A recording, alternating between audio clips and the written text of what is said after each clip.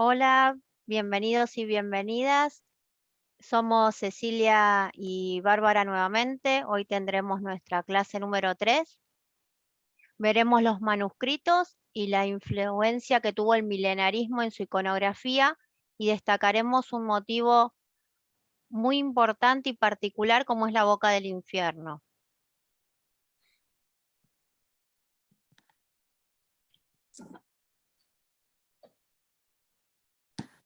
Bueno, eh, ustedes ya habían hablado de los manuscritos insulares con Juliana en clases anteriores y ahora vamos a hacer un repaso de su surgimiento, de las características generales que ellos presentan. Por empezar, el nombre miniatura no es por el tamaño que poseen, ¿sí? Sino que viene de la palabra minio, que era un pigmento rojo que se utilizaba en su elaboración. Ya desde la antigüedad hubo libros iluminados. Al comienzo eran miniaturas de columna, estaban insertados entre la columna con una dependencia entre el texto y la ilustración. Progresivamente, la miniatura va a ocupar, por ejemplo, la parte superior o inferior del folio y va a abarcar las dos columnas, hasta que aparece con un marco que le pone un límite justamente entre el discurso lexical y el discurso icónico. Y también lo podemos ya encontrar a plena página, es decir, a una página completa. Se va a ir produciendo un cambio en el soporte de la escritura a lo largo del tiempo.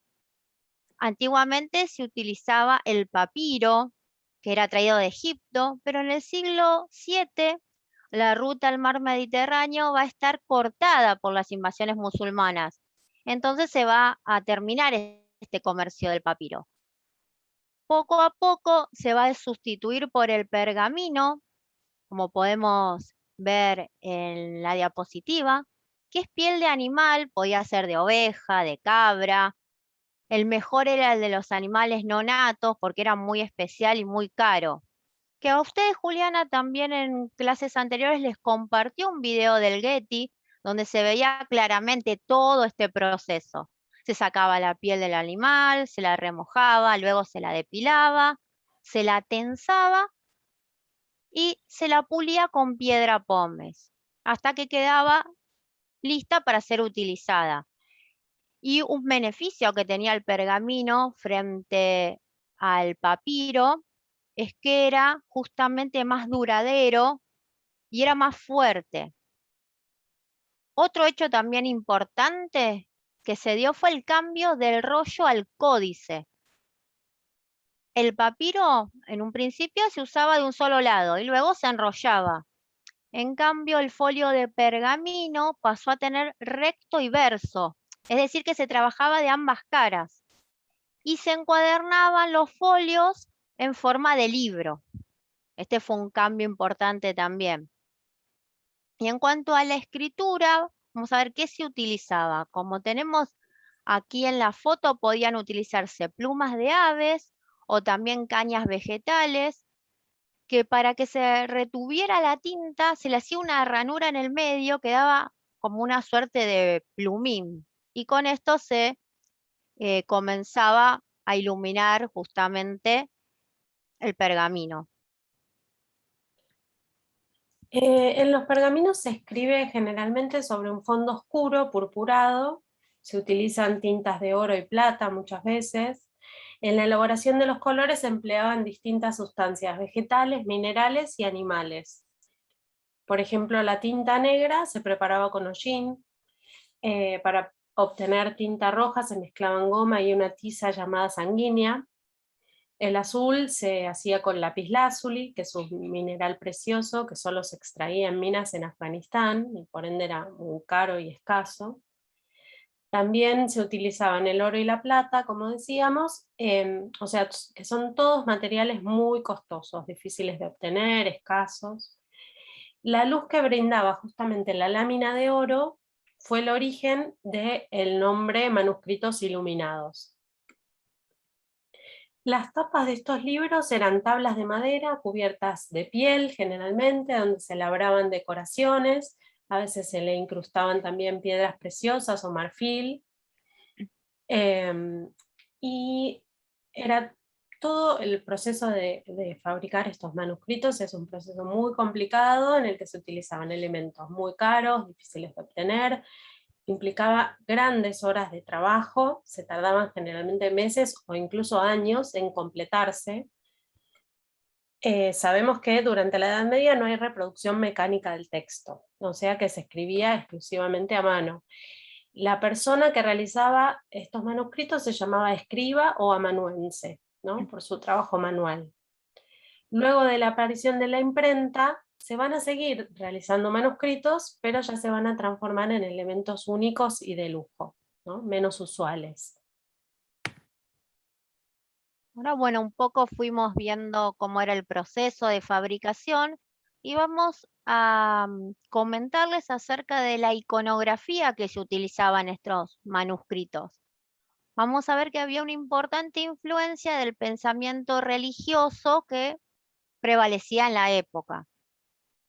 Nosotros en nuestra clase del estilo románico habíamos hecho un comentario acerca de esto. Se vivió un profundo sentimiento espiritual que se fue afianzando en la sociedad, que se conocía como el milenarismo. Y eran años que estuvieron marcados por una clara conciencia del pecado, tenían un temor a la condenación eterna, ¿sí? Había mucho sentimiento de culpa, se creía que solo el perdón se podía llegar a través del arrepentimiento y la penitencia era un modo de exculpar estos pecados. Y esta forma de pensamiento tuvo su punto más alto, podemos decir, alrededor del año 1000, con los temores que se vivían acerca del fin del milenio que iban a llevar al fin del mundo. Así es que se fue forjando y utilizando la creencia en el infierno como una forma de persuasión efectiva, ¿sí? La doctrina condenatoria se tomaba como un arma coercitiva por parte de la Iglesia. Este temor al infierno representó uno de los más grandes hechos sociales de este tiempo. Para que tengan una idea, lo que más temían los hombres y mujeres de esta época era al juicio final, al castigo que iban a recibir en el más allá. Pero esta acción eclesiástica no solo podemos decir que intentaba infundir miedo, sino que también funcionaba como una forma para hacer reflexionar a los cristianos ante estas consecuencias que les podía traer llevar una vida pecaminosa. Y el tema infernal va a tener en la representación plástica una gran fuerza expresiva, va a tener un impacto visual muy dramático y va a ser el medio más idóneo para representar justamente el infierno y es un muy eficiente instrumento de la acción de la Iglesia. Lo podemos resumir como que tiene un mensaje moralizante, adoctrinador, y el fin es persuadir a los fieles acerca de las previsiones que tendría que tomar para evitar ser los protagonistas de estos castigos infernales, que se ilustran. Todas estas ideas podemos verlas reflejadas en la iconografía, ¿no? Del periodo, tanto en escultura como en los manuscritos. Como vimos en clases anteriores, es recurrente esta escena, ¿no? Del juicio final, con su representación del cielo y del infierno. En este periodo nos encontramos además con este motivo muy particular y novedoso que surge en este periodo, que es la boca del infierno. Los iluminadores medievales imaginaron y representaron este infierno como un lugar heterogéneo, envuelto en llamas, con condenados en diversas posiciones, en un espacio compartimentado para diversas torturas, como vamos a ver en los próximos ejemplos. Esta boca del infierno, vamos a ver que tiene entonces diferentes formas. Vamos a ver a los pecadores en diversas posturas, sufriendo diferentes castigos en manos de múltiples demonios. Estas imágenes resultaban muy eficaces para transmitir los suplicios infernales y su efecto adoctrinador era incluso mayor que el de los textos mismos que ilustraban, ¿no? Acá estamos viendo la portada de Saint-Foy de Conques, que la vimos en nuestra primer clase, cuando vimos románico. Acá se representaba en este tímpano la escena del juicio final. En el registro inferior vemos que está dividido en el eje axial y este sector de la izquierda vendría a ser el cielo y el sector de la derecha representa el infierno. A la derecha entonces encontramos aquí a Satanás, hay una escena del pesaje de almas, distintos vicios, y más hacia el centro vemos, acá más en detalle, esta boca del infierno, ¿no? Como una gran boca animal, ¿no? de una bestia que tiene atributos de distintos animales, que es vista de perfil, y donde están ingresando, ¿no? Los pecadores, los condenados. También podemos observar acá una garra de esta bestia, que no siempre está presente. Este es otro ejemplo en la Catedral de San Jorge Mártir en Ferrara, en Italia. Este ejemplo es del siglo XII. También se trata nuevamente de una escena de la boca del infierno. Este tímpano no está en un lugar tan preponderante como el que vimos en Conques, que estaba en el ingreso a la basílica. Este tímpano, en cambio, está en uno de sus laterales, ¿no? En un lugar menos protagonista. Pero lo curioso es que podemos ver aquí que la escena de la boca del infierno ocupa toda la superficie, ¿no? Se desvincula de este motivo del juicio final, que sí está en los textos bíblicos, y vemos solamente este nuevo motivo de esta boca infernal que surge en este periodo, como decíamos, en escultura y en las miniaturas. Acá está la gran boca, se destacan estos enormes dientes. Fíjense qué expresivos que son los personajes, ¿no? Estos son los condenados, fíjense las expresiones de los rostros, las posturas corporales, y también los rostros de estos demonios, son muy expresivos, muestran también sus dientes, y vemos que están ya tragando a estos pecadores. En la Catedral de Amiens también tenemos un tímpano del juicio final, acá tenemos una vista general, y en el registro medio, hacia la derecha, acá en este costado, como vemos acá en el detalle, tenemos nuevamente esta gran boca que traga a los pecadores que van caminando hacia ella. Y ahora vamos a comenzar a ver ejemplos de este motivo de la boca del infierno, pero ya sí en los manuscritos. A ver si pasamos a la diapo siguiente. Vamos a ver que este es el Beato San Andrés de Arroyo. Estuvo realizado aproximadamente entre el año 1210 y 1220. Y un beato era un códice manuscrito que tenía comentarios de textos bíblicos. Y en general hacían referencia al libro del Apocalipsis de San Juan, como en este caso. Vamos a ver que lo que está representado justamente es un juicio final. Era a doble página, pero solo está el recto, ¿sí? Falta el verso donde se incluían otras escenas, como por ejemplo Cristo juzgando a los hombres, ¿sí? Vamos a ver que tiene una organización en registros.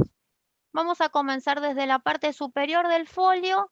Vamos a encontrar este primer registro donde los resucitados se van a estar dirigiendo hacia el folio de al lado, ¿sí? Es decir, a la hoja de al lado para ser juzgados.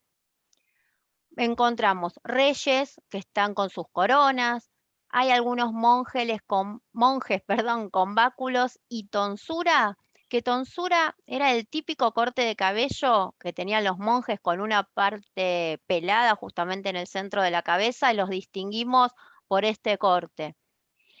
Y en este caso podemos pensar que el iluminador está dando un mensaje, es que todo el mundo va a ser juzgado. La jerarquía en la tierra no tiene ningún valor a la hora del juicio final. No importa de qué clase social fueran estos hombres, a qué rango pertenecían en la tierra, a la hora del juicio todos eran iguales. Ya en el segundo registro en el medio, vemos que fueron juzgados y condenados. Por eso los vemos atrapados con una soga al cuello y se los está llevando un demonio, que si lo pueden ver acá en la zona de la derecha, acá lo vemos, tiene garras, un aspecto entre cabra, con cuernos, una cara monstruosa, ¿sí? En este caso, también podemos pensar que el iluminador se permite hacer una especie de crítica social, en que la justicia divina es inflexible y el lugar para el arrepentimiento únicamente se da en la vida terrenal, luego ya no hay chances, ¿sí? Y por último, y más importante, vemos el tercer registro que está la representación del infierno, que es creación del artista medieval. Esto también queremos destacarlo, que la boca del infierno es un motivo creado en esta época.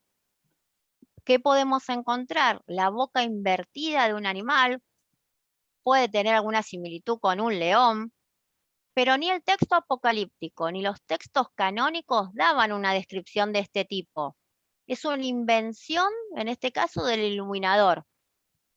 Había otros animales bíblicos que podían ser una fuente de inspiración, como el león devorador, la ballena de Jonás, el dragón, o un agujero en la tierra que se abría y tragaba a los condenados. Sí, pero todos estos elementos van a generar a mediados más o menos del siglo XI que en Inglaterra aparezca esta forma de representar al infierno con una boca animal abierta de perfil. Entre el siglo XI y XII se va a invertir la boca y va a permitir esta sensación de verticalidad que tiene que ver más con una idea de caer en el pecado. Primero se va a dar en los manuscritos, como estamos viendo, y luego va a aparecer en la escultura de los tímpanos que recién les estaba comentando Barbie, ¿sí? Y en el siglo XII, XIII y XIV se va a volver el motivo por excelencia en la representación del infierno, ¿sí? Esta boca del infierno. Y también quiero destacar hacia la derecha esta suerte de rueda que vemos, que se conoce como rueda de Ixión, que hacía referencia a un mito griego en que el condenado debía girar eternamente. Pero lo que no aparecía en este mito es que esta rueda fuera descuartizando a los cuerpos como lo vemos en nuestro ejemplo. Tampoco se tienen pruebas de que estos castigos se dieran en la época medieval. Vuelvo a decir, es una creación del iluminador, ¿sí? Y lo último que quería mostrarles es que vemos en el centro a dos diablos que están con armas, distintas armas de hierro, que obviamente las utilizaban para torturar a todos estos condenados. Este es otro ejemplo, el Apocalipsis Gulbenkian. Es una obra de un taller laico de aproximadamente entre 1265 y 1270. En esta composición vemos tres grandes bocas de animal, nuevamente una, se podría decir que es un león, esta otra tiene cuernos, y aquí está una tercera. Todas envuelven entre las llamas del infierno a los condenados. Según el capítulo 13 del Apocalipsis, los primeros en ir al infierno son las dos bestias, ¿sí? Que acá vemos. Aparecen acá ya derrotadas, se encuentran junto con otros pecadores, aquí podemos ver sus cabezas, y vemos nuevamente la presencia de las llamas infernales. Aquí hay otro demonio que está torturando a una de las bestias. La mirada de las bestias interpela al lector. Esto tiene una función apelativa y de advertencia que es muy efectiva. Luego pasamos a este otro ejemplo, la Biblia Oldham, es de aproximadamente 1320 a 1330. Aquí la boca del infierno se combina con este caldero hirviente donde son torturados los condenados. El motivo del caldero aparece en la visión de San Pablo de mediados del siglo III. El texto dice que San Pablo, guiado por el arcángel Miguel, recorre los lugares ultramundanos y ofrece una descripción pormenorizada, de los tormentos infernales.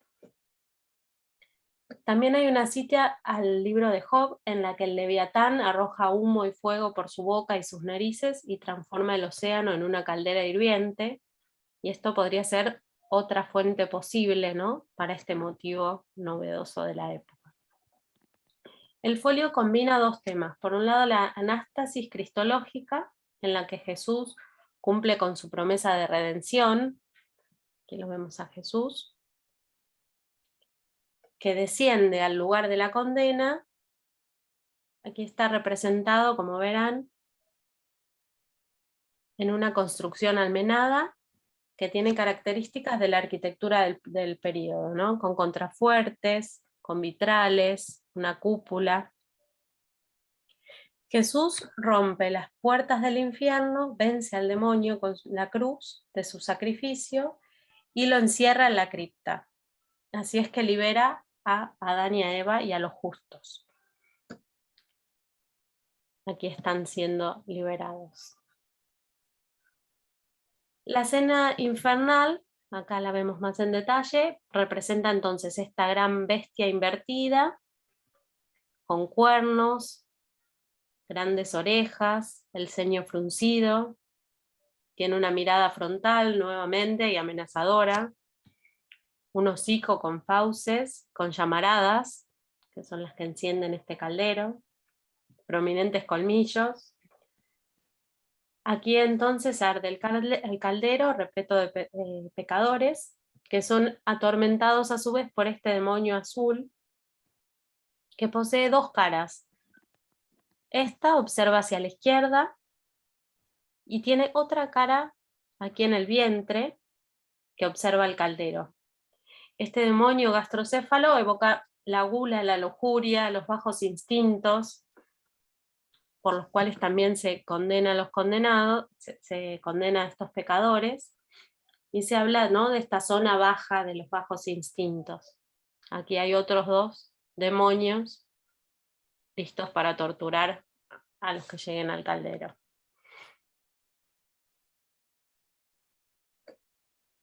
Ahora vamos a ver otro ejemplo, que este es el libro de horas de Catherine de Cleves. El libro de horas era un libro de oraciones, era un objeto de lujo, pero era de uso privado, que hablaba del poder adquisitivo que tenía el dueño, ¿sí? Es así que cambia el circuito de producción y circulación del libro miniado. En estos libros había pocas representaciones del infierno, debido justamente, como les decía, a esta función devocional y al uso privado del comitente que los encargaba. Lo que se multiplicaba eran las imágenes de salvación. Pero, sin embargo, hay una particularidad, que es cuando realmente se representa el infierno, se lo hace a plena página, es decir, con la página completa, y se lo toma como un tema autónomo e independiente. En este caso, el maestro que lo realizó, estamos hablando que fue hecho alrededor del año 1440, él realmente usó su imaginación y su originalidad, tuvo una total libertad creadora para realizarlo. Vamos a ver que en este caso tenemos tres bocas devoradoras, tres bocas del infierno que están ensambladas. Primero vemos en este sector la primera boca que está coronando esta fortaleza. Vamos a ver que hay dos calderos hirvientes del que salen llamas, también llamas de sus chimeneas.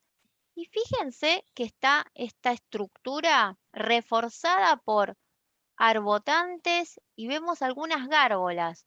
Nuevamente hay ejemplos de la arquitectura de la época, como veíamos en el otro ejemplo. Hay algunos demonios que están torturando almas en las calderas. Y vemos que la mandíbula superior funciona como una suerte de arco y la inferior es la cornisa del edificio como si fuera la dentadura. Luego abajo, que tenemos el detalle aquí hacia la derecha, tenemos esta segunda boca.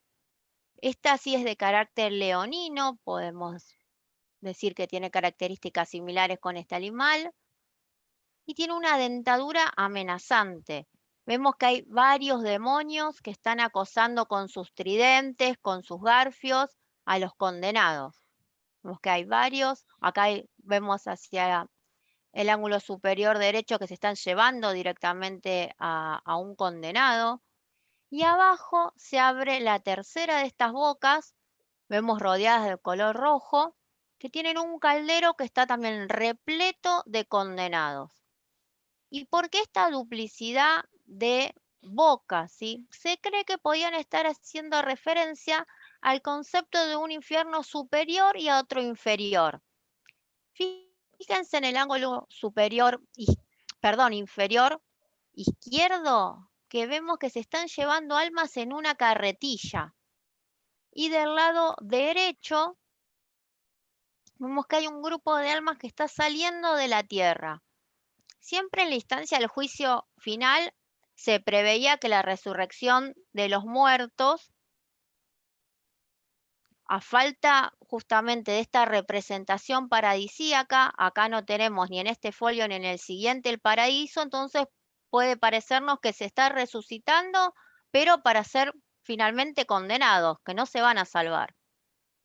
Y algo que también queremos destacarle que es llamativo es la autonomía que tiene con respecto del texto al que está acompañando esta iluminación, ya que esta escena no está en un contexto de un juicio final, ni en escenas apocalípticas, sino que es una miniatura que se da a plena página de este infierno lleno de suplicios y con estas tres bocas infernales. Exacto, esta vendría a ser la página completa del libro, esta que está a la izquierda.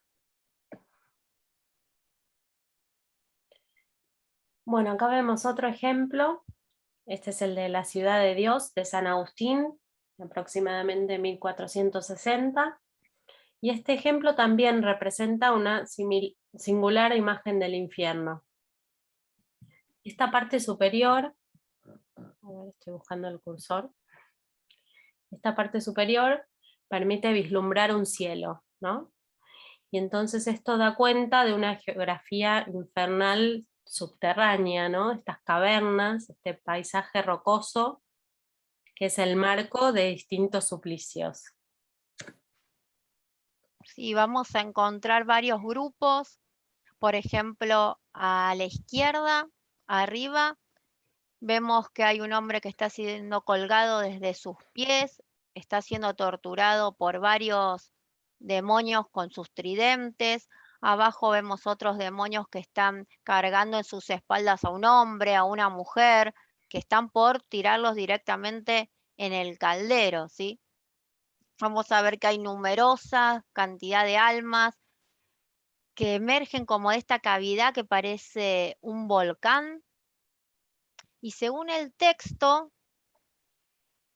los pecados leves se podían purgar por el fuego y la intercesión de las plegarias que hicieran los vivos desde la tierra. Pero de todos modos, en este caso, si el iluminador lo que pretendía era representar justamente el purgatorio, lo imaginó bastante más atormentador y más punitivo de lo que se describía en los textos, ¿sí? Sí, no parece haber mucha posibilidad de salvación en esta escena. Exacto. En el eje axial domina la composición este demonio, un terrible Satán, devorador también, que tiene 3 fauces devoradoras, como vemos en su cabeza. Aquí duplica su rostro en el torso, y nuevamente otras fauces donde podemos ver otros condenados. Vemos que está dentado este vientre. Nuevamente esta idea de las entrañas del demonio, que son el lugar del castigo, ¿no? Según San Agustín, el castigo era eterno para los condenados después del juicio final de los tiempos.